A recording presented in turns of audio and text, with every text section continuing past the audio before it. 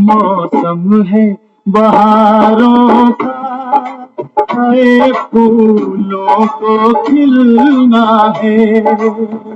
हो चल जल्दी चल गढ़िए गढ़िए, जल्दी चल गढ़िए, मन यार से मिलना है। ये मस्त हवा,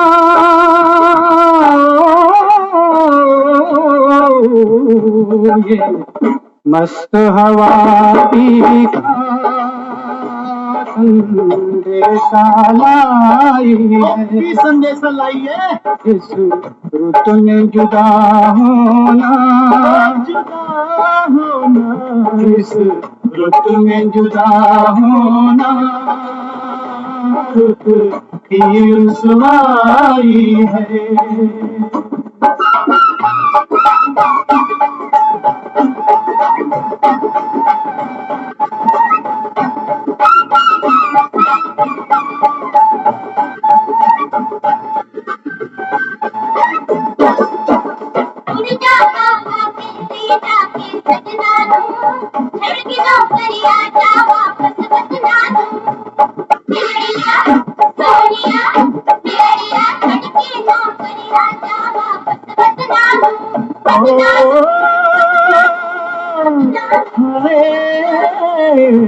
देखा नहीं गौरी का मुख एक महीने से, ओ देखा नहीं गोरी का मुख एक महीने से।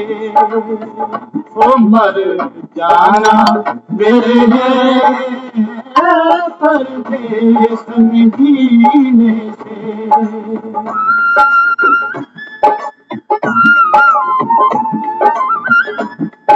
क्यों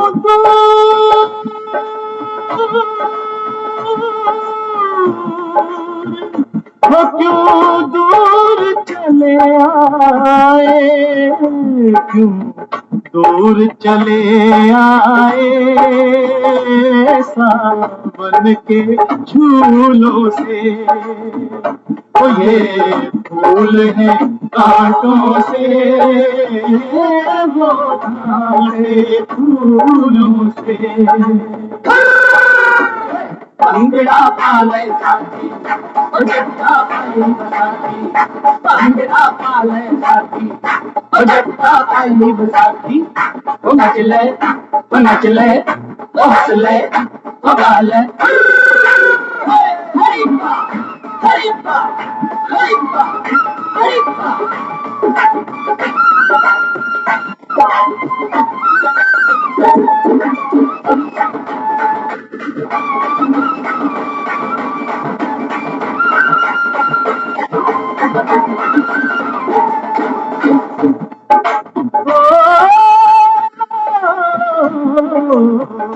मौसम है पहाड़ों का, फूलों को खिलना है।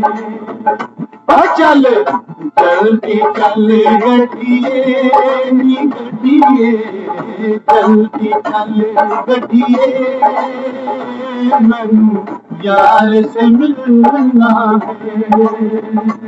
मैनू यार से मिलना है, मैनू यार से मिलना है, मैनू यार से मिलना है, मैनू यार से मिलना।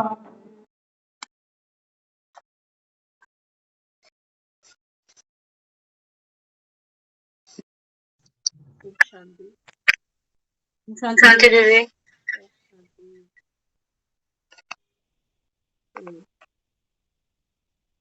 बाबा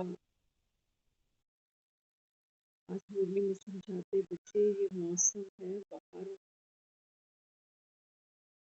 संगम का ये युग, बाबा कहता है बच्चे ये मौसम है बहारों का, यहाँ रूहानी फूलों को खिलना ही है। आज सुबह भी कहा ना बाबा ने, बाबा कहता है अपने आप को चेक करो, फूल बने हो। बाबा कहते हैं किसी को फूल देते हो। योग और ज्ञान से बाबा कहता है खुशबूदार फूल बने हो। हाँ, तो बाबा कहता है इस समय ये जो समय की गाड़ी चल रही है ना, बाबा कहता है ये अपनी रफ्तार से चलती जा रही है। बाबा कहता है अब तुमको भी अपने साजन से, अपने प्रीतम से बाबा कहता है मिलने का समय नजदीक आता चला जा रहा है। तो उससे पहले बाबा कहता है तैयारी हो गई। हाँ, देखते हो ना एक लड़की जब जाती है, एक वर के पास जाती है, फेरे लेने जाती है, विवाह के प्रणय सूत्र में बंधे जाती है, तो 16 श्रृंगार करके जाती है। बाबा कहते हैं बच्चे बात तो थी आत्मा की। आत्मा बाबा कहता है गुलाब बनी, फूल बनी, इतनी कोमल बनी। बाबा कहता है जो सबको सुख दे सके, क्योंकि शिव की सजनी हो ना। तो बाबा कहता है फिर शिव कैसा है? हाँ, शिव तो कल्याणकारी है ना। बाबा कहता है बच्चे आपने कल्याण किया दूसरों का, या अपने में ही बिजी रह गए? देवता ऐसे थोड़ी बाबा कहता है तुम बन जाओगे जब तक पहले फरिश्ते नहीं बनते। हाँ, तो बाबा कहता है बच्चे ये जो मौसम है ये बहारों का है। इसमें बाबा कहता है अब जब मैं आ ही गया हूँ तो रूहानी फूल तो खिलने ही है। तो बाबा कहता है बच्चे ये जो हवाएं चलती हैं संगम के युग पर, बाबा कहता है ये जो मुरली की फिजाएं उड़ती हैं, इस समय बाबा कहता है कि बच्चे इस रुत में, इस मौसम में बाबा कहता है अगर तुम उस पिता परमात्मा से नहीं मिलती आत्मा, तो बाबा कहता है ये तो संगम की रुसवाई, संगम की रुसवाई है। बाबा कहता है मैं आया ही तुम्हारे लिए हूँ, अपनी अहिल्याओं के लिए, अपनी सीताओं के लिए, अपनी द्रौपदियों के लिए, अपनी कुब्जाओं के लिए, अपनी बाबा कहता है शबरियों के लिए। बाबा कहता है तुम अगर मुझसे मिलन नहीं मनाते हो, बाबा कहता है ये तो संगम की रुसवाई हो। तो इसलिए बाबा कहते हैं देखो तुमने भी 5000 साल हो गए प्रीतम से जुदा हुए। बाबा कहते हैं बस अब तो ये नौकरी धंधे छोड़ो जो माया तुमसे कराती है। अब बाबा कहता है बच्चे घर आ जाओ, वहां मैंने तुमको भेजा था कमाई करने के लिए। बाबा कहता है तुम तो गवाने में लग गए। मन की सुख शांति सब बाबा कहता है तुमने दाव पे लगा दी। किस लिए? बड़े बड़े मकान बनाने के लिए, हाँ, बड़े बड़े बिजनेस व्यापार करने के लिए, धन कमाने के लिए। बाबा कहता है मन की सुख शांति सब तुमने गवा डाली। अब बाबा कहता है कि बच्चे अभी, बाबा कहता है जो चीज अपनी है वो साथ लेकर आना, पराई चीज बाबा कहता है यही छोड़ना। क्योंकि आने से पहले बाबा कहता है कस्टम में चेकिंग भी होगी। घर आना है तो बाबा कहता है जैसे गए थे वैसे ही आना पड़ेगा। तो बाबा कहता है ये जो समय है ना, ये तो अभी बाबा कहता है नाचने कूदने का समय है। बाबा क्योंकि बाबा कहता है तुमने पूरे ड्रामा के रहस्य को समझ लिया कि अब कलयुग के बाद सतयुग की तैयारी हो रही है। तो सतयुग में कौन सी आत्माएं आएंगी? बाबा कहता है जो ज्ञान डांस करेंगी। फूल खिला है किस लिए? उदासी के लिए, चिंता करने के लिए। बाबा कहता है खिलने का मतलब ही क्या है? बाबा कहता है स्वयं मुस्कुराना और दूसरों के लिए बाबा कहता है मुस्कुराहट की वजह बन जाना, ये है फूल। हाँ, तो बाबा कहता है बच्चे ये ज्ञान की मुरली रोज सुनो और बाप को याद करो। तब बाबा कहता है बच्चे आत्मा में सुख शांति प्रेम आनंद, ये खुशबू बाबा कहता है तुम में भरेगी। तो आज की मुरली में बाबा कहते हैं आप अपनी कर्मेंद्रियों द्वारा बाप के चरित्र कर्तव्य गुणों का साक्षात्कार कराते हो। कह रहा है ना बाबा बच्चे चेकिंग करो फूल बने हो। तो फूल कैसे बनेंगे? बाबा कहता है अपनी कर्मेंद्रियों के द्वारा, अपने चरित्र के द्वारा, बोल के द्वारा, व्यवहार के द्वारा, बाबा कहता है आप बाप की प्रत्यक्षता कराते हो तब तो तुम्हें कोई फूल समझे। नयनों द्वारा नजर से निहाल करते हो या दूसरों की कमियां ही दिखती है बस। तो बाबा कहते मस्तिष्क द्वारा अपने व सभी के स्वरूपों का स्पष्ट साक्षात्कार कराओ। होठों द्वारा रूहानी मुस्कुराहट से अविनाशी खुशी का अनुभव कराओ। चेहरे द्वारा वर्तमान श्रेष्ठ पोजीशन भविष्य पोजीशन का साक्षात्कार कराओ। अपने श्रेष्ठ संकल्प से दूसरों के व्यर्थ संकल्पों की बाढ़ से किनारा कर दिखाओ। एक बोल द्वारा तड़पती आत्माओं को अपने ठिकाने का अनुभव कराओ और वह एक बोल है शिव बाबा।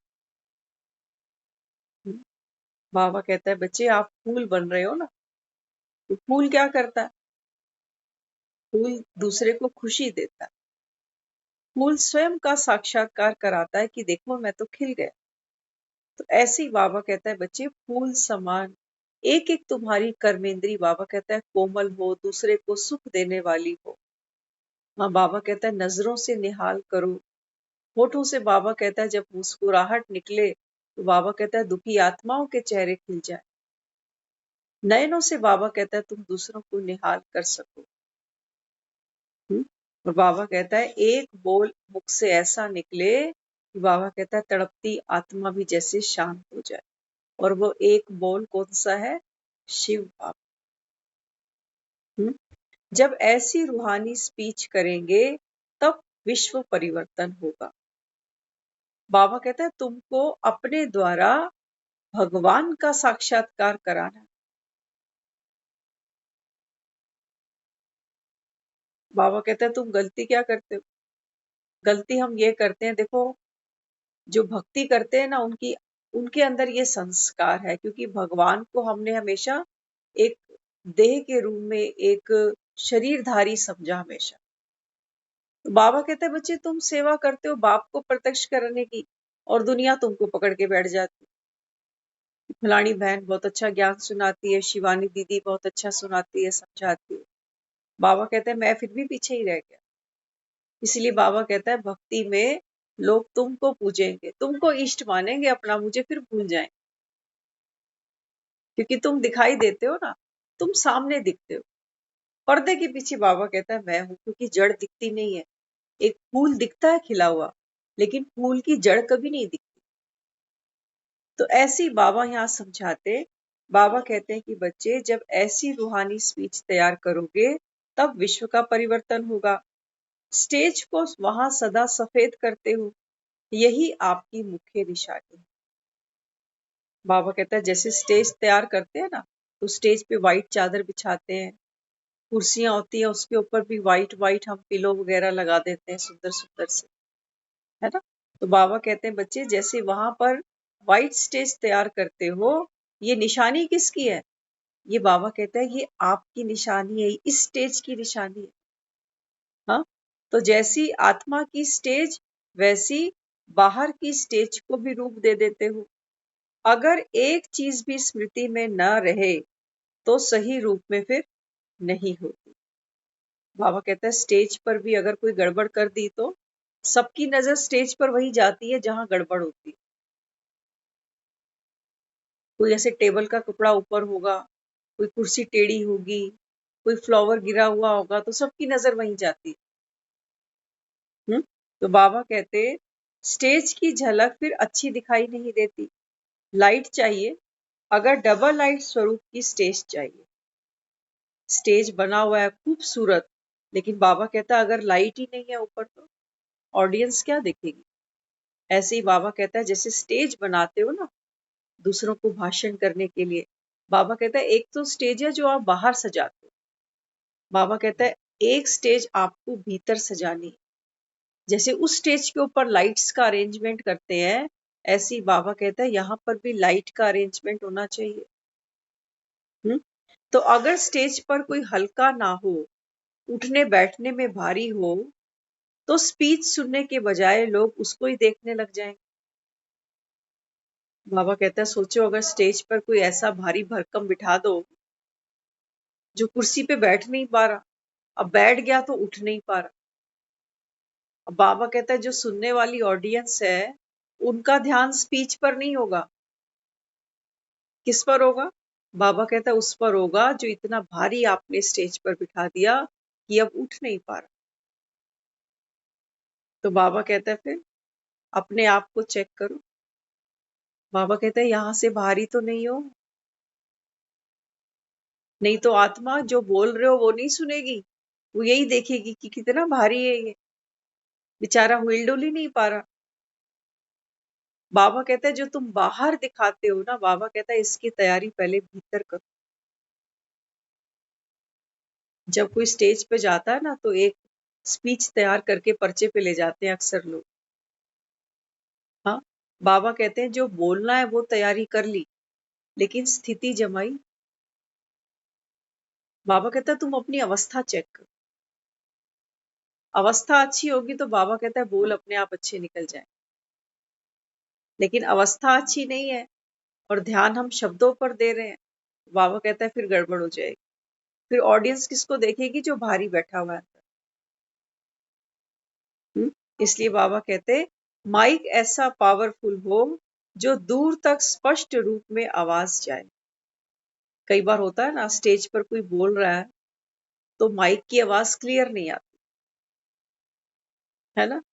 तो बाबा कहता है माइक इतना पावरफुल होना चाहिए कि दूर तक स्पष्ट आवाज जाए। माइक में भी माइट होनी चाहिए। कई बार कहते हैं माइक में पावर नहीं आ रही, माइक में करंट ही नहीं आ रहा, तो चल नहीं रहा। ऐसे ही बाबा समझाता, बाबा कहता है जब तक आत्मा में करंट नहीं होगा, बल नहीं होगा, तब तक बाबा कहता है किसी को तुम्हारी बात स्पष्ट समझ में ही नहीं आएगी कि ये बोलना क्या चाह रहा है। जैसे माइक पर ध्यान देते हैं ना, ऐसे ही बाबा कहता है बच्चे अपनी स्थिति पर ध्यान दो। माइक हुआ हमारा संकल्प और नजर, बहुत इंपॉर्टेंट। माइक सिर्फ मुख को नहीं कहा बाबा ने कि जो आप मुख से बोल। बाबा कहते हैं बच्चे तुम्हारा सूक्ष्म माइक क्या है? तुम्हारे संकल्प और तुम्हारी दृष्टि, कि तुम सामने वाले को क्या देखकर बोल रहे हो। ये बेचारा अनपढ़ है, ये बेचारा पता नहीं मेरी बात समझ पाएगा कि नहीं समझ पाएगा। बाबा कहते हैं कि इसका मतलब माइक खराब है, किसी को तुम्हारी बात समझ में ही नहीं आएगी कि तुम क्या कह रहे हो। बाबा कहते हैं माइक पावरफुल होना चाहिए, माना हमारा संकल्प क्या होना चाहिए उस आत्मा के प्रति। बाबा कहता है उसको भी आत्मा देखना, उसको भी आत्मा। बाबा कहता है आपकी नजर कैसी होनी चाहिए उसके प्रति। नजर बाबा कहता है आपकी उसके प्रति श्रेष्ठ होनी चाहिए कि ये देवकुल की बिछड़ी हुई आत्मा है। बाबा कहता है मैं तो आत्माओं से बात करता हूँ। हाँ, तो इसलिए बाबा समझाते आपका माइक कैसा हो, पावरफुल हो, माना हमारे संकल्प और हमारी नजर दोनों पावरफुल। एक संकल्प करो, एक नजर डालने से ही नजर संकल्प लाइट हाउस का काम करे। माइक क्यों लोग यूज करते हैं? क्योंकि हमारी आवाज दूर तक नहीं जा पाती, लेकिन जब माइक यूज करते हैं तो बहुत दूर तक आवाज जाती है। ऐसे ही बाबा समझाते हैं, बाबा कहते हैं बच्चे आपका एक संकल्प और एक नजर। बाबा कहता है ये कैसा काम करेगी? लाइट हाउस का। दूर तक बाबा कहता है तुम्हारी आवाज स्पष्ट जाएगी, सामने वाली आत्मा को कैच होगा कि मुझे कुछ कहा जा रहा है, मेरे लिए कुछ कहा जा रहा है, प्रभु संदेश आया है मेरे लिए। तो बाबा कहते ऐसे ही वाइटनेस अर्थात स्वच्छ बुद्धि चाहिए, जरा भी दाग ना हो। बाबा कहता है बुद्धि भी कैसी चाहिए मुझे? बाबा कहता है नीट एंड क्लीन। जैसे व्हाइट कपड़े पहन के निकलते हो ना, बाबा कहता है व्हाइट कपड़े में क्या होता है, हल्का सा भी अगर उसके ऊपर कोई निशान पड़ जाता है ना तो दिखाई देने लगता। बाबा कहता है बात है तुम्हारी बुद्धि। बुद्धि बाबा कहता है आपकी इतनी वाइट होनी चाहिए। हाँ, तो बाबा समझाते मैं आत्मा विश्व कल्याण प्रति बाप द्वारा निमित्त बनी हूँ। यह स्लोगन याद ना रहेगा तो स्टेज सुंदर नहीं लगेगी। बाबा कहते हैं अक्सर देखते हैं ना, स्टेज को हम सजाते भी हैं, फूलों से सजाते हैं। हाँ, तो बाबा कहते हैं बच्चे ऐसे ही ये स्टेज का श्रृंगार क्या होगा? इस स्टेज का श्रृंगार है, बाबा कहता है बच्चे आपको ये याद रहे कि बाप दादा ने विश्व कल्याण के लिए मुझे यहाँ निमित्त बनाया। तब बाबा कहता है ये स्टेज सुंदर दिखेगी, सजेगी। हाँ, और दूसरा स्लोगन, जिस भी आत्माओं को दान देने या लेने का साहस नहीं है, उनको भी वरदाता बाप द्वारा मिले वरदानों द्वारा वरदान देना है। मैं महादानी वरदानी हूँ। हाँ, क्या कहा बाबा ने? बाबा कहता है पहला श्रृंगार तो ये करके बैठना कि मैं निमित्त आत्मा। और दूसरा श्रृंगार बाबा कहता है बच्चे, दूसरा श्रृंगार ये करके बैठना कि जिन भी आत्माओं को दान लेने व दान देने का साहस नहीं है। कई कहते हैं ना, हम ज्ञान समझ लेते हैं लेकिन हम बोल नहीं पाते। कहते हैं ना, ऐसे बहुत से ऐसे बाबा के बच्चे, उनकी स्थिति बहुत अच्छी होती है। हाँ, जरूरी नहीं है बाबा कहता है हर बच्चा नंबरवार है, लेकिन कई बच्चे जो नहीं ज्ञान समझा पाते, बाबा कहते हैं इनकी अवस्था अच्छी है क्योंकि योग युक्त ज्यादा है। कई बाबा कहता है बोलते अच्छा है लेकिन योग की स्थिति अच्छी नहीं होती। तो बाबा कहता है बच्चे स्टेज पर जब बैठते हो ना, तो बाबा कहता है दूसरा श्रृंगार तुम्हारा ये होना चाहिए कि जिन भी आत्माओं में दान लेने की और देने का साहस नहीं है, हाँ, ऐसी आत्माओं को भी मैं वरदाता बाप दादा के द्वारा मिले हुए वरदानों से भरपूर कर रही हूँ। कि जो दान लेने का साहस नहीं करते और कुछ देने का नहीं, कहते नहीं हमें शर्म आती है, हम नहीं बोल सकते। हाँ, बाबा कहते हैं बच्चे दान है मतलब पूंजी है, धन है, तो बाबा कहता है दे दो। मुख से नहीं देते, बाबा कहता है संकल्पों से दे दो। अपनी नजरों से बाबा कहता है दूसरों को निहाल करो। तुम्हारी बाबा कहता है मुस्कुराहट से दूसरों को निहाल करो। हाँ ना बाबा ने? बाबा कहता है मनसा वाचा कर्मणा, हर रीति बाबा कहता है तुमको दान करना है। कभी भी मुट्ठी बांध के नहीं बैठ जाओ कि हमसे तो नहीं हो रहा। छोटे छोटे बच्चे होते हैं ना घरों, उन बेचारों को पता भी नहीं है 2, 5, 10 के सिक्के होते क्या है। लेकिन फिर भी जब कोई मांगने वाला आता है तो हम कहते हैं जाओ आप देकर आओ। क्यों जा रहे हैं? क्या हम नहीं इतना छोटा सा काम कर सकते? लेकिन हम अपने बच्चों को संस्कार देते हैं कि दान करना चाहिए। अगर वो बच्चा आपसे बोले मम्मा ये 10 रुपए की मैं चॉकलेट ले आऊं, आप कहोगे नहीं, ये नीचे वो खड़े हैं ना, आप उनको देकर आओ, आप मुझसे और ले ले। बाबा कहते हैं बच्चे दान जरूरी है। कौन सा दान? बाबा कहता है ये ज्ञान रत्नों का। संगम पर बाबा कहता है एक फूल खिलेगा तो कौन मानेगा बसंत आ गई, कोई सोचेगा वैसे ही खिल गया होगा। हाँ, लेकिन बाबा कहता है जब सब फूल खिलेंगे, हर एक आत्मा बाबा कहता है दूसरे को मनसा वाचा कर्मणा से जब सुख देगी, तब दुनिया मानेगी कि वाकई सत्युग की तैयारी अब हो चुकी है। हाँ, तो बाबा यहाँ समझाते स्टेज पर कुर्सी पर बैठो अर्थात अपनी स्टेटस की कुर्सी पर बैठो। स्टेज पर बिठाते हैं ना, जब भी कोई बैठता है बोलने के लिए तो एक स्टेज को तैयार करता है। हम भी यहाँ बैठते हैं ना, एक छोटी सी टेबल है, स्टडी टेबल। हाँ, इसको भी हमको सेटअप बनाना होता है बैठने से। तो बाबा देखो हम सबकी बात करता है, आप भी तो बैठे हो ना कहीं ना कहीं, कोई सोफे पे बैठा है, कोई चेयर पे, कोई बेड पे, कहीं तो हम बैठे हैं। तो ये जो बाबा ने हमको मुरली में इंस्ट्रक्शंस दिए, ये हम सबके लिए है, क्योंकि कोई ले रहा है और कोई दे रहा है। दोनों के बीच में क्या चल रहा है? एक कम्युनिकेशन चल रहा है। और बीच में निमित्त कौन है? बाबा। बाबा निमित्त बना ना। बाबा कहता है मैं नहीं आता,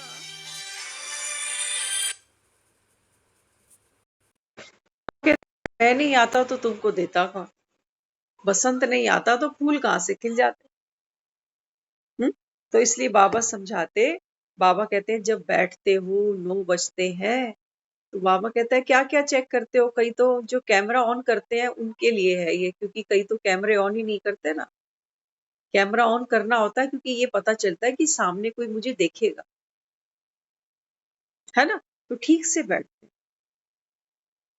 चुन्नी वगैरह ठीक से लेकर बैठेंगे और ऐसे बैठेंगे कि हाँ, सामने कितने लोग मुझे देख रहे हैं। जिनकी खिड़कियां बंद है ना, वो भी देखते हैं। तो ये स्टेज बनानी पड़ती है। तो बाबा क्या सब चाहते, बाबा कहते हैं बच्चे इस स्टेज पर बैठना, ये कुर्सी है, बाबा कहता है यहाँ बैठना, यहाँ बैठ के बाबा कहता है ज्ञान सुनना, मैं आत्मा हूं। तब तो बाबा कहता है कुछ तुम्हारे पात्र में, बुद्धि के पात्र में कुछ जाएगा, देने वाला भी और लेने वाला अपनी अपनी जगह पर बैठेंगे। हाँ, तब बाबा कहता है बात बने। हाँ, इसलिए बाबा यहाँ समझाते बच्चे माइक कैसा होना चाहिए। जो बाबा कहता है, जो दान दे रहा है, बाबा कहता है वो दूसरों के प्रति श्रेष्ठ संकल्प करे। और उसकी नजर भी कैसी होनी चाहिए, बाबा कहता है उसकी दृष्टि वृत्ति उसके प्रति ऊंच होनी चाहिए। और सिर्फ उसकी नहीं, हमारी अपनी भी। जब हम यहाँ बैठे हैं तो हमको इस स्वमान में बैठना है कि मैं ईश्वरीय संतान हूँ, भगवान का सिलेक्टेड बच्चा हूँ, भगवान ने मुझे गोद लिया है, भगवान मुझे देव आत्मा बना रहा। बाबा कहता है ऐसी आपकी स्टेज होनी चाहिए। क्योंकि जब बैठते हैं, ऑडियंस भी तो तैयार होके जाती है ना सुनने के, जाती नहीं जाती? एक फिल्म देखने जाते हैं तो भी बन ठन के जाते हैं। हाँ, तो बाबा यहाँ समझाते, बाबा कहते हैं बच्चे ऐसी मजबूत स्टेज होनी चाहिए, भारी होके कभी मुरली नहीं सुनना। जैसे बाबा ने कहा ना, स्टेज पर किसी भारी भरकम को बिठा दो, बाबा कहता है सबका ध्यान उसी पे चला जाएगा कि कितना मोटा आदमी, बेचारा हिल ही नहीं पा रहा। और जो तुम बोलोगे वो कोई नहीं सुनेगा, वो तुमको ही देख देख के सोचते जाएंगे कि ये कैसे यहाँ चढ़ गया, अब ये बेचारा उतरेगा कैसे। एक दो को कोनिया मार मार के यही दिखाएंगे कि देखा है कितना मोटा है। बाबा कहते हैं तुम भी चेक करो, जब मुरली सुनने बैठते हो तो बाबा कहता है यहाँ से भारी तो नहीं हूं।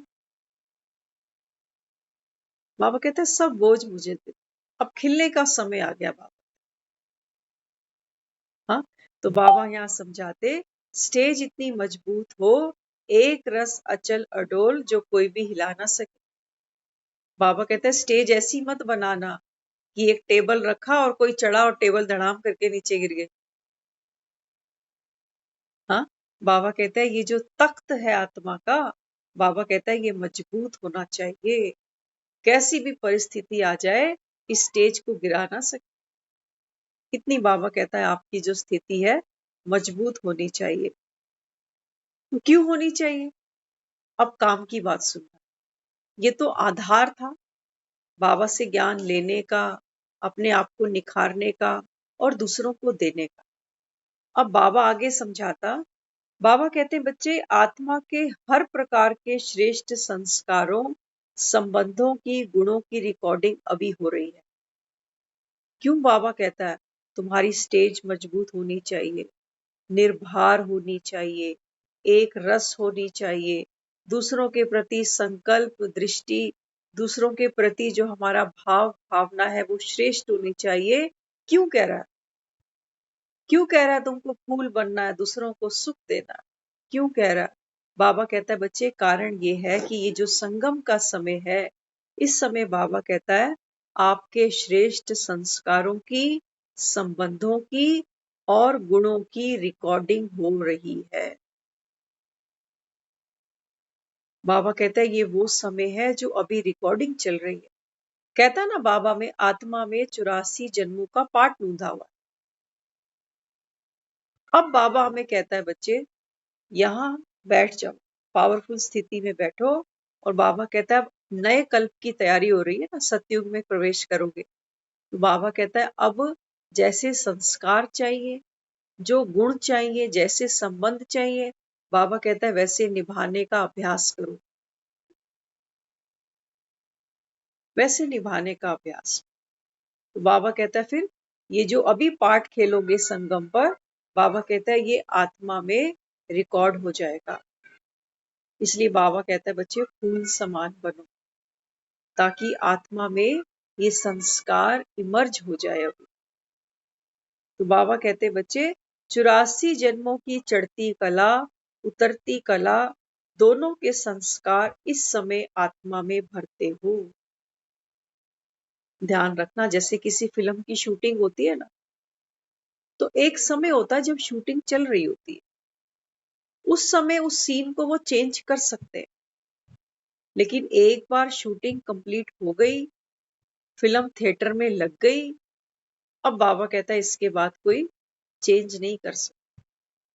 तो बाबा यहाँ हमको समझाते अभी भले चढ़ती कला या उतरती कला, दोनों के संस्कार बाबा कहता है अभी आप में इमर्ज हो जाएंगे। जो चाहोगे वो बाबा कहता है बन जाओगे। तो जैसी तुम्हारी बाबा कहता है जैसा संकल्प, वैसी तुम्हारी सृष्टि बन जाएगी। जब हद के रिकॉर्ड भरते हैं तो कितना अटेंशन रहता है। हद वाले भी वायुमंडल, वृत्ति, वाणी तीनों पर अटेंशन देते हैं। हाँ, बाबा कहते हैं सोचो किसी ने एक गाने की रिकॉर्डिंग करनी है, जाते हैं ना। हाँ, इंडियन आइडल देखते होंगे, वो सिंगिंग कंपटीशन आते हैं कितने सारे, स्टूडियो में लोग जाके गानों की रिकॉर्डिंग करते हैं। बाबा कहते हैं जो कोई एक गाना भी रिकॉर्ड करते हैं ना, तो बाबा कहते हैं वो कितनी अटेंशन रखते हैं कि बाहर की कोई आवाजें अंदर ना आए, वायुमंडल कैसा है, वृत्ति कैसी है, कितना अटेंशन रखते हैं, तब जाके रिकॉर्डिंग शुरू करते हैं। हाँ, और बाबा कहता है इस समय आप क्या करते हो, जिस प्रकार गीत गाते उसी रूप में स्थित होकर गाते हैं। हाँ, जैसे किसी को गाना गाना है खुशी का, तो एक्सप्रेशन कैसे लेकर आएगा अपने चेहरे पर, खुशी के लेके आएगा ना, तभी तो वो गीत गाया जाएगा। बाबा कहता है अगर कोई दुख का गीत गाता है तो फिर रूप भी वैसा धारण करना पड़ता है, नहीं तो फिर क्या होगा, गीत गाएंगे तो फिर सुनने वालों को रस नहीं आएगा। वो सैड सॉन्ग और कोई हंस के गा रहा हो तो मजा आएगा सुनने में, नहीं आएगा। हाँ, तो बाबा कहते हैं वो कितना ध्यान रखते हैं वायुमंडल का, वृत्ति का। तो बाबा कहते हैं बेहद का रिकॉर्ड भर रहे हो, क्या आपको अटेंशन रहता है। एक गाना होता है 5-6 मिनट का, बाबा कहता है उस पर कितनी अटेंशन रखते हैं, कपड़ा कैसा होना चाहिए, गार्डन में गाएंगे कि समंदर के किनारे गाएंगे। हाँ, तो बाबा कहते हैं बच्चे वो तो कितना ध्यान रखते हैं गाने को रिकॉर्ड करने में। और आप, बाबा कहता है अभी 84 जन्मों का बाबा कहता है तुमको संस्कार, स्वभाव, गुण, संबंध रिकॉर्ड करने हैं। बाबा कहता है तुमको इतनी अटेंशन रहती है, हर सेकंड रिकॉर्ड भर रही हूँ। अभी तक तो अगर नहीं सुना था तो आज से सुन रहे हो ना, इसको याद रखना। अगर इतनी सी भी बात हमारी बुद्धि में फिट हो जाए कि हर एक सेकंड मेरा रिकॉर्ड हो रहा है, जैसा अभी बीतेगा ऐसा कल्प कल्प बीतेगा, तो बाबा कहता है फिर तुमको मेहनत नहीं करनी पड़ेगी। तो बाबा समझाते हर सेकंड रिकॉर्ड भर रही हूँ, रिकॉर्ड भरते भरते उल्लास की बजाय आलस आ जाए तो फिर रिकॉर्ड कैसा भरेगा। हम्म? सोचो, एक फिल्म का गाना कोई रिकॉर्ड कर रहा है, एक पैरा बहुत अच्छा सुना दिया और दूसरे में आलस आ गई, नंबर मिलेंगे उसको, कितनी अटेंशन रखते हैं वो। तो बाबा समझाते हैं फिर अगर बीच में आलस आ जाए तो फिर रिकॉर्डिंग कैसे होगी। 2 दिन हमने अमृत वेला कर लिया, अब बीच में आलस आ गई, ये रिकॉर्डिंग हो रही है हमारी। बाबा कहते हैं तुम्हारे भक्त भी ऐसे ही करेंगे, 2 दिन मंदिर जाएंगे, 4 दिन कहेंगे मेरी तबीयत खराब है अभी। तुम भी, बाबा कहता है अगर वीरवार मुझे याद करते हो ना, आज सतगुरुवार है, बाबा का दिन है, हम वीरवार को अमृत वेला करते हैं। बाबा कहते हैं तुम्हारे भगत भी वीरवार को ही मंदिर खोलेंगे, बस जो बोएगा वही पाएगा। तो बाबा यहाँ समझाते जैसे टेप में भी पहले भर फिर देखते सुनते हैं ना कि अपने को जचता है। बाबा कहते हैं जैसे कोई रिकॉर्डिंग करते हैं, शूटिंग करते हैं, फिल्म बनाते हैं, तो पहले क्या करते हैं, प्रीमियम देखते हैं। फिल्म अभी लॉन्च नहीं गई है, लेकिन पहले बैठकर उस फिल्म को देखते हैं कि कुछ करेक्शन करनी है क्या, जच रही है फिल्म, कुछ सीन को काटना है तो काट देते हैं। बाबा कहते हैं बच्चे ऐसे ही अभी चेकर ही नहीं बने हो तो फिर मेकर क्या बनोगे। हाँ, बाबा कहता है इतनी बड़ी फिल्म डायरेक्ट करनी है तुमको, तुम्हारे 84 जन्मों।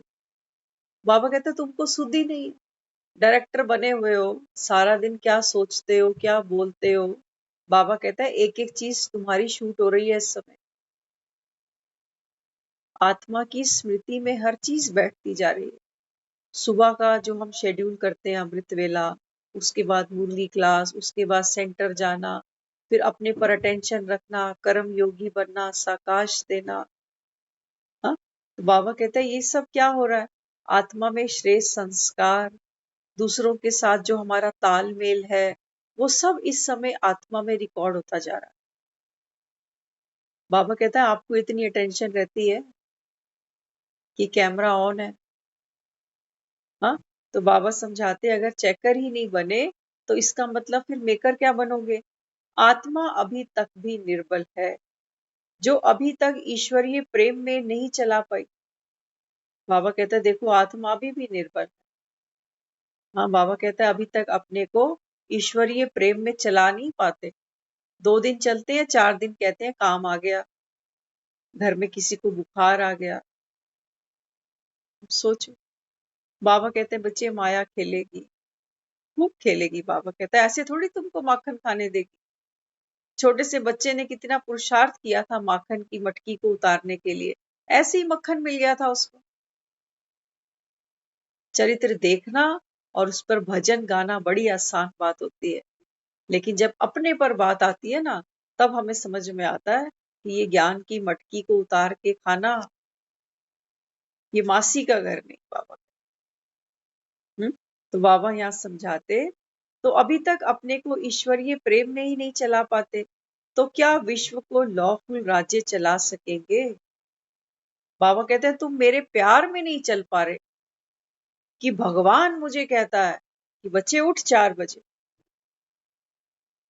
ये जीवन बस थोड़ा सा रह गया। बाबा कहते हैं तुम प्यार में खुद को नहीं चला पा रहे, किसके? भगवान के प्यार। हाँ, और दुनिया के प्यार में तो देखो कैसे भाग भाग कर चलते हैं। कोई हमको बोले सही कि 4 बजे की हमारी फ्लाइट है, हम 2 बजे उठकर बैठ जाएंगे उसके लिए कि खाने में क्या पैक करना है, बताओ। करेंगे कि नहीं? जब तक उसको टाटा बाय बाय नहीं करेंगे, आंखों से रोते ही जाएंगे। फिर कहेंगे पहुंचते ही मुझे फोन कर दियो। करेंगे नहीं करेंगे? बाबा कहते हैं बच्चे प्रीत तो रखते हो, प्रीत जुटानी बाबा कहता है आसान है, निभानी बड़ी मुश्किल है। दुनिया में निभा लेते हैं क्योंकि बाबा कहता है माया तुमसे कराती है। तुम्हारा मोह बाबा कहता है तुमको उठाता है, रुलाता है, कराता है। करते भी जाते हैं, रोते भी जाते हैं। हाँ, बाबा कहता है प्राप्ति फिर भी कुछ नहीं होने वाली। क्यों नहीं होने वाली?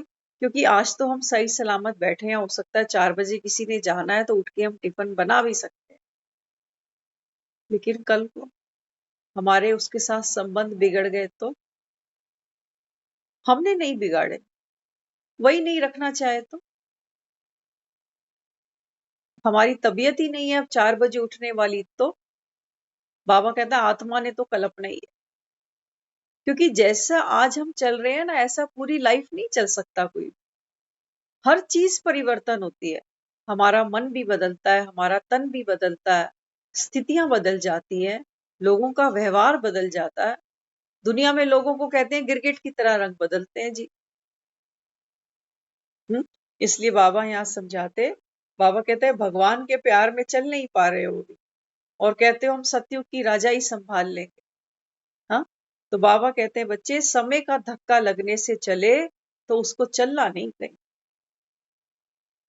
बाबा कहता है मैं प्यार से तुमको लिफ्ट करा रहा हूँ कि बच्चे उठो, ये संगम का समय है, ये प्राप्तियों का समय है, ये सच्ची सच्ची गोपी बन के दिखाने का समय है। बाबा कहता है बच्चे मेरे कहने से अगर तुम नहीं करते, और समय का धक्का जब तुमको लगता है, समय के धक्के सबको लगते हैं, ये मत सोचना कि नहीं लगेगा। जब जीवन में दुख आता है, बाबा कहता है जब समय ने तुमको धक्का मारा, उस समय बाबा कहता है फिर वो प्राप्ति नहीं है। क्योंकि जब हम दुख में होते हैं ना, तो हमारा मन अशांत होता है। जैसे पेशेंट को देखो, एक पेशेंट इमरजेंसी में गया हुआ, अशांत। अब ये डॉक्टर से क्या बात करेगा, उसको होश भी नहीं। अब डॉक्टर तो जाएगा, फटाक से उसको इंजेक्शन देगा, और एक इंजेक्शन, एक पेशेंट होश में गया है, शांत होकर गया है कि डॉक्टर साहब से मेरी आज अपॉइंटमेंट है और मैं डॉक्टर साहब से मिलकर आज ही अपनी प्रॉब्लम डिस्कस करूंगा और दवाई लेकर आऊंगा। अब डॉक्टर पूछेगा क्या नाम है, क्या उम्र है, क्या लाइफस्टाइल है, क्या काम करते हो, क्या प्रॉब्लम है, क्या परेशानी है, उस हिसाब से डॉक्टर उससे बात करेगा, उसको दवाई का पर्चा बना के देगा। तो ये स्थितियां दिखाई। एक आत्मा जब शांत है तो कुछ लेकर आएगी, कुछ प्राप्त करके आएगी। कि डॉक्टर कह रहे थे कि आप खूब मीठा खाते हो, इस वजह से ये गड़बड़ हो गई, आप थोड़ा सा मीठा कम करोगे, आप ठीक हो जाओ। और एक बिल्कुल ही अशांत होकर गया, उसको पता ही नहीं कहाँ गया, किसने इंजेक्शन लगाया, क्या हुआ, होश आया तो देखा। हाँ, फिर भी जब इमरजेंसी से बाहर आएगा तो डॉक्टर के संपर्क में तो उसको आना ही पड़ेगा ना, रूबरू तो होना पड़ेगा डॉक्टर से कि बताओ कितनी पुरानी समस्या है तुम्हारी, कब से परेशान हो, हिस्ट्री तो बतानी पड़ेगी ना। बाबा कहता है मैं तुमको तुम्हारी हिस्ट्री बता रहा हूँ कि तुम कितने समय से परेशान हो, तुमको नहीं पता, तुमको सिर्फ इस जन्म के दुख दिखते हैं। बाबा कहता है मैं तुमको तुम्हारी हिस्ट्री बताता हूँ बच्चे, 63 जन्मों से बाबा कहता है आत्मा दुखी है, पतित है, विकारी है, बीमार है। इलाज बाबा कहता है किसी के पास नहीं है सिवाय एक बाप के। अब बताओ, करोगे इलाज, मानोगे मेरी बात, करोगे कोई परहेज? बाबा कहता है मैं पर्चा बना के दूं तुम्हें। तो बाबा यहाँ समझाते, बाबा कहते हैं बच्चे अगर समय तुमको धक्का लगाए और समय के धक्के से तुम चलो तो उसको क्या कहेंगे? हम्म उसको क्या कहेंगे? एक बच्चा होता है ना, कहते हैं ये पढ़ता तो है नहीं, धक्का मार मार के ये यहाँ तक पहुंच गया, आगे पता नहीं क्या हो। हम्म तो बाबा कहते हैं बच्चे अभी तो बाप दादा तुमको लिफ्ट करा रहा है। बाबा कहते हैं मैं समय को वरदान है कि इस समय जो मेरी श्रीमत पर चलने की, बाबा कहते हैं साहस का एक कदम बढ़ाएगा, 1000 कदम बाबा कहता है मैं उसको साथ लेके आगे बढ़ू। लेकिन हम एक कदम भी ना बढ़ाएं। हम्म? लोग तीर्थ करने जाते हैं ना, उनसे पूछना, बेचारे वो, हमारी पूनम बहन अभी कुछ दिन पहले होकर आए। हाँ, तो बाबा भी समझाता है। बाबा कहते हैं कि बच्चे भक्त आत्माएं भी एक दीदार दर्शन के लिए कितनी जद्दोजहद करते हैं। न मौसम देखते हैं, न देखते हैं खाली पेट है कि भरे पेट है, न अपनी तबीयत देखते हैं, चल निकलते हैं कि सानू चिट्ठी आई है। वो बाबा कहता है तुम, भगवान तुम्हारे रूबरू बैठा। वो बाबा कहता है तुम करते हो कोई पुरुषार्थ, बनाया तुमने कोई चार्ट अपना, कोई नियम धारणा की तुमने। तो बाबा यहाँ समझाते, देखो कई बार क्या होता है, जाते तो चढ़ाई करने हैं लेकिन मौसम ऐसा बिगड़ता कि चढ़ाई नहीं कर पाते। बाबा कहते हैं बच्चे बात है संगम के युग की। बाबा कहता है जब तुम आओगे चढ़ती कला आत्मा जब करती है, बाबा कहता है विघ्न बहुत आएंगे, तूफान माया के बहुत आएंगे, कभी शरीर बीमार होगा, कभी घर में कोई बीमार होगा, कभी सेंटर 2 साल कोविड में बंद हो जाएंगे। बाबा कहता है बहुत कुछ आएगा, लेकिन बाबा कहता है तुम रुकोगे तो नहीं ना, बाप के प्यार में चल पड़ोगे ना, पीछे तो नहीं चले जाओगे। नहीं तो बाबा कहता है तुमको पछताना पड़ेगा कि हाय गए भी थे, संगम के बारे में पता भी चला था कि भगवान मुरलियां भी सुना रहा है, लेकिन हम चल तो नहीं पाए, थोड़ा सा विघन आया, हम तो पीछे मुड़कर आ गए। हाँ, तो बाबा कहते हैं कि बच्चे अभी तो बाप लिफ्ट कराते हैं, बाद में जस्टिस के आगे कितना भी स्नेही संबंधी हो तो फिर लॉ इज लॉ। बाबा कहता है अभी मैं तुम्हारा बाप बनकर बैठा हूँ, टीचर बनकर बैठा हूँ, गुरु बनकर बैठा हूँ। बाबा कहता है लेकिन उसके बाद तो मैं धर्मराज बनूंगा। हाँ, बाबा कहता है फिर क्या होगा? फिर तो लॉ चलेगा। बाबा कहता है अभी तो लिफ्ट करा रहा हूँ तुमको। बाबा कहता है उसके बाद फिर ये नहीं देखूंगा कि बाबा हम तो 4 साल से आपके बच्चे थे। हाँ, अगर एक क्राइम एक बच्चा कर दे और बाप उसका जज हो तो वो अपना बच्चा नहीं देख सकता कि ये तो मेरा बेटा है, इसको कैसे मैं सजा फाइन सुना दूं। नहीं, बाबा कहता है लॉ तो लॉ है। फिर मैं बाप बेटा भूल जाऊंगा कि रोज कहता था बच्चे उठ जा 4 बजे, उठ जा 4 बजे, निकम्मे। हाँ, तो बाबा कहता है फिर तो लॉ इज लॉ। अभी है प्राप्ति का समय और फिर होगा पश्चाताप का समय। अभी बच्चे को जैसे हम कहते हैं ना बेटा पढ़ ले ना, पढ़ ले, पेपर है तेरे, पढ़ ले। अभी तो बच्चा मनमानी कर रहा है, जब रिजल्ट आएगा तब ये रोएगा, कहेगा मम्मी सही कहती थी, पढ़ लेता तो आज ये दिन नहीं देखना पड़ता। लेकिन बाबा कहता है बच्चे उन स्कूलों में तो तुम 1 साल फिर जाकर बैठ कर पढ़ सकते हो। लेकिन बाबा कहता है ये यहाँ बाबा कहता है फिर दोबारा नया चांस नहीं मिलता। कल्प कल्प की बाबा कहता है बाजी, क्योंकि शूटिंग चल रही है ना। एक बार बाबा कहता है जो नूत हो गया वो फिर कल्प कल्प की बाबा कहता है रिकॉर्डिंग हो जाएगी। तो ज्ञान की मटकी श्री कृष्ण के हाथ में ही दिखाई है, राम के हाथ में, हनुमान के हाथ में क्यों नहीं दिखाते? खाया सबने है ज्ञान का मक्खन, लेकिन सबसे पहले मटकी इसी के हाथ में लगी है। ये राज है। बाबा कहता है कल्प कल्प ये मटकी मेरे ही हाथ में लगेगी, ब्रह्मा बाबा के हाथ। और मेरे द्वारा बाबा कहता है तुम सब निमित्त आत्माएं फिर आगे चलकर इस ज्ञान के माखन को खाओगे भी और खिलाओगे भी। तो फूल बनना माना शक्तिशाली बनना, दूसरों को दुख ना देना। किसी में शक्ति होगी तभी तो किसी को दुख नहीं देगा, नहीं तो आज अनजाने में भी लोग एक दूसरे को दुख ही दे रहे हैं बेचारे। हाँ, तो बाबा यहाँ समझाते ये प्राप्ति का समय है, फिर बाबा कहता है फिर पश्चाताप का समय होगा। स्मृति रखो हमारा हर कर्म 84 जन्मों के रिकॉर्ड का आधार। देखो अब कल क्या होगा? कल मंगलवार है, 25 तारीख होगी, 25 अप्रैल। हमारे लिए ये दिन बिल्कुल नया है। रूटीन लाइफ तो हम जो काम करते हैं दुनिया के, अपना किचन में जाएंगे, जो भी काम धंधा है, ऑफिशियल वर्किंग है, वो सब करेंगे। लेकिन बाबा कहता है कि बच्चे कभी आपने सोचा कि जो दिन हमारे सामने आएगा, जो कल की परिस्थिति हमारे सामने आएगी, बाबा कहता है ये कल्प कल्प आई हुई है। तो बाबा कहता है किसी भी सिचुएशन को देखकर हक्के बक्के नहीं हो जाओ कि ये क्या हो गया, क्यों हो गया। अपने को हमेशा स्मृति दिलाओ कि नथिंग न्यू, नथिंग।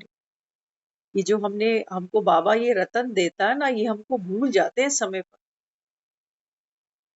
तो किसी ने फांसी खा ली, हाँ, अब धीरे धीरे देखो मन तो सबके अशांत है ना, क्योंकि बाबा कहते हैं जो ज्ञान तुम बच्चों को मिलता है वो संसार में किसी को नहीं मिलता। आपको क्या लगता है इन लोगों के मन शांत हो जाएंगे कभी? कभी नहीं होंगे। उन बच्चों के, उस परिवार के, आस पड़ोस के जब जब याद करेंगे तब तब मन दुखी हो। हाँ, तो बाबा यहाँ क्या समझाता?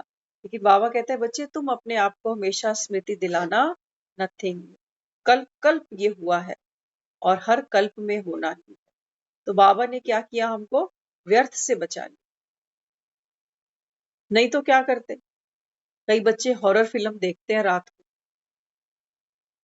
बहुत से हैं, आप देखते होंगे, वो यूट्यूब पर भी बच्चे काफी कुछ चलाते हैं, हॉरर डरावनी फिल्में। तो देखते तो हैं, रात को फिर डरते हैं, रात को नींद से उठ के बैठ जाएंगे और माँ कहती है और देख डरावनी फिल्में, तभी रात को डरता है सपने में। तो ये तो बच्चा है जिसको हम समझा रहे हैं, और हम क्या देख रहे हैं सारा दिन? हम भी तो बार बार डरावनी फिल्में देख रहे हैं। ऐसे ऐसे सीन के ऊपर हम डिस्कशन करते हैं जिससे हमारा कोई वास्ता भी नहीं, लेकिन हमको पता नहीं है ये मन है ना हमारा बच्चा है, ये जो देखता है, सुनता है, फिर अकेले में ये डरता है। आप देखते होगे बहुत से लोगों को कहते हैं हम अकेले कमरे में नहीं सोएंगे, हमें साथ में कोई सोने के लिए चाहिए। क्यों? बच्चों की नहीं, बड़ों बड़ों की बातें। कई बड़े लोग अकेले नहीं सो सकते, कहते हैं हमको तो अकेले कमरे में बड़ा डर लगता है। लेकिन ये डर लगता क्यों है? इस मन बच्चे को ऐसा क्या दिखाया सुनाया हमने जो ये डरता है? हमें आज तक याद है, आज एक बहुत पुरानी बात याद आ गई ये बोलते बोलते। हम बहुत छोटे होते थे, शायद 8-9 साल की उम्र होगी उस समय हमारी। तो हमारा जो घर था, वहाँ हम रात को जब सोते थे, गर्मियों के दिन होते थे या सर्दियों के भी दिन होते थे, तो कई बार होता है ना, छोटे बच्चे को शुशु आता है तो वो मम्मी को साथ उठा के ले जाता कि मम्मी चलो मुझे शुशु आया। माँ को भी साथ चलना पड़ता होता है ना? लेकिन हमने कभी नहीं उठाया उनको। थोड़ा-थोड़ा डरते थे अंदर, क्योंकि हमने तो हॉरर फ़िल्में देखी क्या, हमने तो स्कूल में खुद प्ले भी किए हैं हॉरर। हमने बहुत बहुत कुछ किया हुआ। लेकिन जब रात का वो समय होता था ना, हम कभी उनको उठाते नहीं। भले ही थोड़ा-सा डरते थे, सहमते थे, लेकिन अकेले होकर आ जाते। तो ये क्या है? ये आत्मा का बल है। और एक बच्चा हमारे ही साथ का वो काम नहीं कर रहा, वो हमसे बड़ा है। ये हम प्रैक्टिकल बता रहे हैं आप। उनको डर लगता था, पहले तो वो लाइट जलाते थे कि पहले कमरे में लाइट जलाओ, नहीं तो मुझे बाहर जाना ही। और जब तक मैं अंदर ना आऊँ तब तक लाइट जलती रहे। होता है ना? आजकल तो फ़ोन में टॉर्च आ गई है ना? ज़रा-सा जाना हो तो टॉर्च लेके चलो आगे, हाँ? अब तो हनुमान हमारे फ़ोन में ही बैठा है टॉर्च बन के। तो बाबा यहाँ बच्चों को समझाता है। बाबा कहते हैं कि बच्चे, इस समय हर एक आत्मा, जो हम अपने संस्कारों को यूज कर रहे हैं ना अभी, बाबा कहता है बच्चे ये संस्कार आत्मा कैरी करने वाली है। अगर आज भी हम रात को डर के उठते हैं तो ये संस्कार हमारा आगे चले।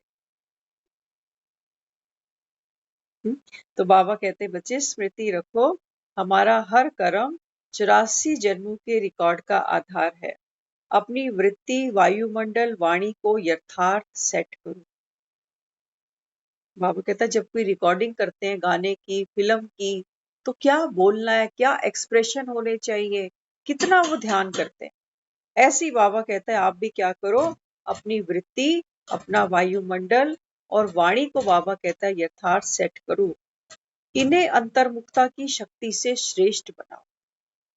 अंतर्मुखता की शक्ति माना आत्मिक पावर से। बाबा कहता है इनको अपने संस्कारों को, बोल को, व्यवहार को, कर्म को श्रेष्ठ बनाओ। हर एक को अपनी जिम्मेवारी आप उठानी।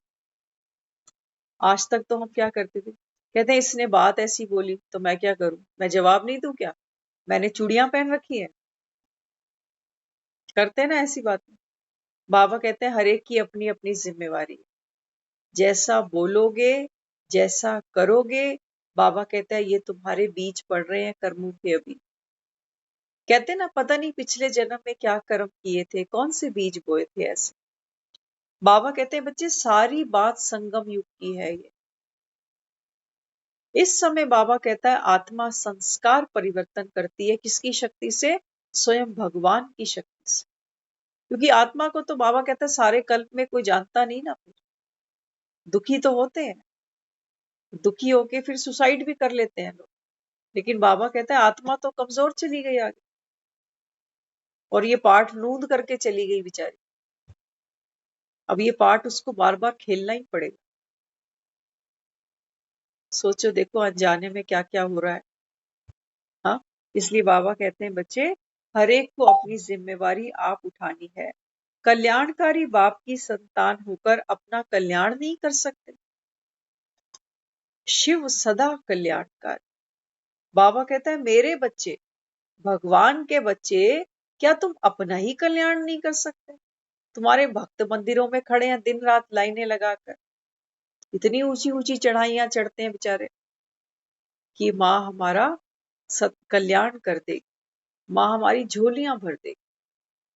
बाबा कहते हैं क्या तुम अपना कल्याण नहीं कर सकते, अपने पर फोकस नहीं कर सकते? मेरे संकल्प क्या, मेरी वृत्ति क्या, मेरी दृष्टि क्या? तो बाबा कहते यह तो कलयुग के कर्म भोग की निशानी बताते हो। कोई लखपति है लेकिन 1 रुपए का भी सुख स्वयं नहीं ले सकता। हाँ, बाबा कहते बच्चे ये है कलयुग। कोई कोई है बहुत पैसे वाले लोग, लेकिन अपने लिए दवाई भी नहीं लेकर आते।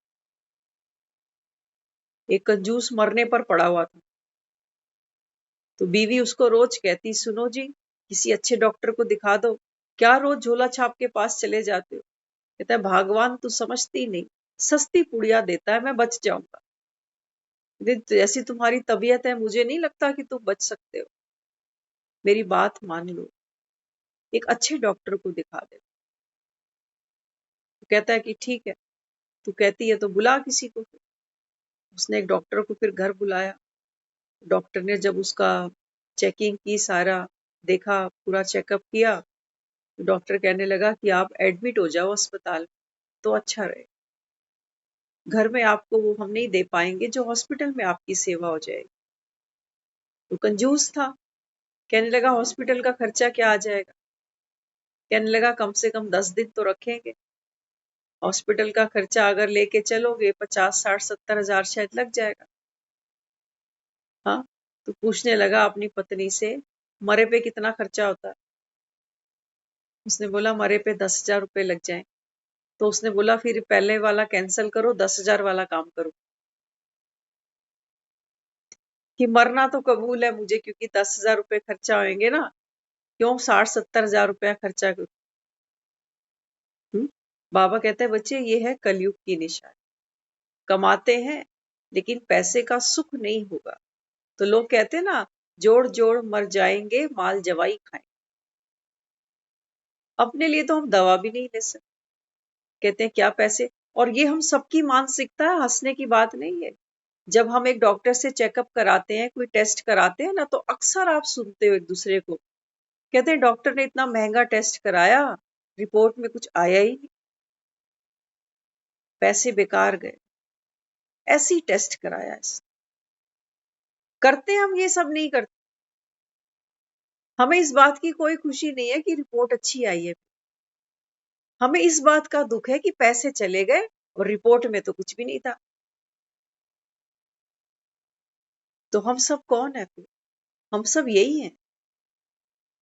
बाबा कहता है ये कलयुग की निशानी, क्योंकि आत्मा में इतना लोभ का संस्कार भरा हुआ है कि उसको ये भी समझ में नहीं आता कि कहाँ खर्चा जेन्युइन था। कम से कम समय रहते मुझे मेरी बीमारी का पता चला, इलाज से बात बन जाएगी। कई बार डॉक्टर भी कहते हैं ना आप बहुत लेट आए हो, पहले आते तो ये बीमारी तो कुछ भी नहीं, लेकिन इतना क्रॉनिक स्टेज पर आप आए हो तो हम भी क्या करें। तो इसलिए बाबा कहता है बच्चे धन क्या है वास्तव में? बाबा कहता है बच्चे धन है तुम्हारा मन का सुख, धन है बाबा कहता है तुम्हारे श्रेष्ठ संकल्प, धन है बाबा कहता है ये समय, ये मौसम, ये बहार जब तुमको फूल बनने का समय मिला। हाँ, बाबा कहते हैं बच्चे इसको संभाल, नहीं तो अंत में तुमको पछताना पड़ेगा। स्थूल दुनिया को तो हम खूब संभालते आए ना, पैसे की हम खूब कदर करते हैं, पैसे हमारे वेस्ट तो नहीं जा रहे कहीं पे, वेस्टेज को हम बचाना जानते हैं, लेकिन हमारा समय कहाँ व्यर्थ जाता है, हमारी एनर्जी कहाँ किन लोगों में व्यर्थ जाती है वो हमें पता नहीं चलता। इसलिए बाबा ने बोल दिया है, बाबा कहता है बच्चे बातें नहीं करो, बातों को नहीं देखो, बातों में नहीं जाओ। बाबा कहता है तुम बाप को देखो, बाप समान बनो, बाप समान करो, बातों में नहीं जाओ। ये बातें बाबा कहता है माया है, बातें बाबा कहता है तुमको उलझा लेंगी कि क्या करें। हाँ, इसलिए बाबा यहाँ समझाते बच्चे एक रस स्थिति के स्टेज पर बैठो। बाबा कहता है ये सीट कभी नहीं छोड़ो, निर्भर बनो, निर्बंधन बनो, ऐसा फूल बनो बाबा कहता है जो दूसरों के जीवन में सुख, उल्लास, उमंग लेकर। हाँ, तब बाबा कहता है ये प्रत्यक्षता होगी भगवान की। ऐसे दुनिया नहीं मानेगी कि भगवान आ गया, हाँ, बाबा कहता है कोई मैं ऐसा तो हूं नहीं कि रथ पर बैठूंगा और आऊंगा किसी घोड़े पे चढ़। बाबा कहता है मेरे आने का तरीका तो ऐसा ही, निराकारी हूं। बाबा कहता है पराये तन का आधार ले लेता हूं। उस तन में बैठकर बाबा कहता है मैं तुमको इस ज्ञान से मुक्ति, जीवन मुक्ति दे देता हूँ। गुप्ती आता हूँ, गुप्ती अपना कार्य करता हूँ और गुप्ती निकल जाता। पहचानने वाले पहचान लेते हैं, मेरे रंग में रंग जाते हैं और अपना भाग्य बना लेते हैं, भाग्यवान बन जाते हैं, भगवान समान बन जाते हैं। और जो नहीं पहचान पाते वो कहते हैं हम तो नहीं मानते। बाबा कहते हैं बच्चे ये माया बोलती है, ये कुंभकर्ण बोलता है, ये कुंभकर्ण बोलता है। इसलिए बाबा कहते हैं बच्चे अभी तुम सुरजीत बनो। अनेक आत्माएं, बाबा कहता है दुखी तो सारे ही हैं, दुखी तो बाबा कहता है हर एक आत्मा, लेकिन पुरुषार्थ बाबा कहता है हर आत्मा नहीं करेगी। कोई 50% चलेगी, कोई 30%, कोई 5%, कोई 90%, कोई 100%। बाबा कहता है बच्चे जितना तुम्हारे बुद्धि के पांव मजबूत होंगे, ये चढ़ाई तुम चढ़ते जाओगे। अगर बुद्धि फिसली तो बाबा कहता है फिर नीचे गिरो। इसलिए श्रीमत की लाठी पकड़ो, तो बाबा कहता है फिर आगे बढ़ते चलो। एक बाप की उंगली पकड़कर बाबा कहता है तुम आगे बढ़ो। माया, बाबा कहता है तुम्हारे रास्ते में विघ्न डालेगी, लेकिन बाबा कहता है रुकावट नहीं बन सकती। हर विघ्न को बाबा कहता है तुम पार करते चलना। हाँ? तो बाबा कहता है जो उस अंतिम द्वार तक पहुंचेंगे, बाबा कहता है वो आत्माएं, हाँ, वो आत्माएं बाबा कहता है महादानी है, वो बाबा कहता है वरदानी है। वही आत्माएं बाबा कहता है विश्व कल्याणकारी। वही बाबा कहता है देव देवताओं का पाठ खेले। ओम शांति।